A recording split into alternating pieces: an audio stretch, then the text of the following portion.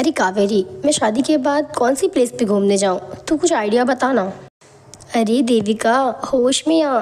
3 महीने बचे हैं तेरी शादी को और तू कुछ भी बात करती है तो सिर्फ शादी के बाद क्या करेगी? अरे हम लोगों से भी कुछ बात ही कर ले। ये है देविका और देविका की सहेली कावेरी। दरअसल देविका की शादी को बस 3 महीने बचे हुए थे, जिस कारण देविका अपने शादी के ख्यालों में डूबी हुई होती थी। अच्छा चल ठीक है, अब मैं घर चलती हूँ। अरे देविका, कहाँ रह गई थी बेटी? तेरी शादी को बस 3 महीने बचे हुए हैं। अपना ये कीमती वक्त हमारे साथ भी बिता ले बेटा। वैसे भी शादी के बाद तेरा अपना घर पराया हो जाएगा तेरे ही लिए।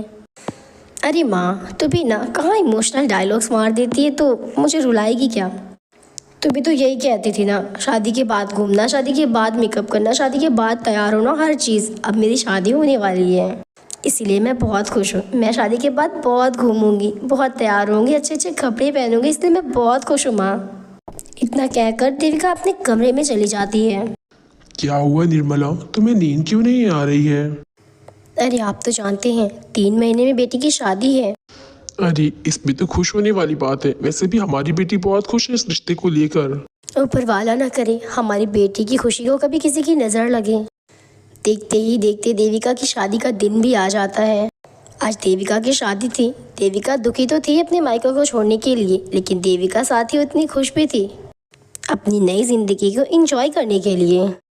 अब देविका की शादी होकर देविका अपने ससुराल को जाती है कि अभी देविका का गृह प्रवेश भी नहीं हुआ था। तभी देविका की ननंद कहती है, अरे वाह, अब तो मुझे घर के कोई काम नहीं करने पड़ेंगे। अब भाभी का हाथ बटाने वाली तो आ गई, भाभी की देवरानी।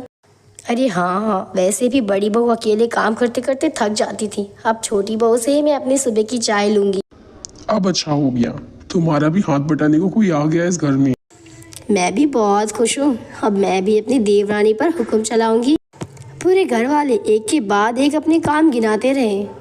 किसी ने भी एक बार भी ये नहीं कहा कि देविका अपने पति के साथ कहीं घूमने भी जाएगी या अपनी नई नई शादी को एंजॉय भी करेगी। अभी देविका को ससुराल आए हुए कुछ मिनट ही हुए थे कि लोगों ने अपने काम को गिनाना शुरू कर दिया। एक के बाद एक के काम सुनने के बाद देविका को ये एहसास हो चुका था कि किस तरह से उसे घर की जिम्मेदारियों का बोझ उठाना होगा, और उसके साथ ही देविका के सारे सपने टूटकर बिखर जाते हैं। उसे आज ये एहसास होता है कि शादी के बाद की ज़िंदगी इंजॉयमेंट नहीं होती, शादी के बाद की ज़िंदगी हमारी असली ज़िंदगी होती है। खैर, दुनिया की सच्चाई तो यही है, लेकिन ऐसा हमें नहीं करना चाहिए। अगर आज आप किसी की मदद करते हैं ना, तो ऊपर वाला आपके लिए भी कोई ना कोई मददगार भेज ही देगा।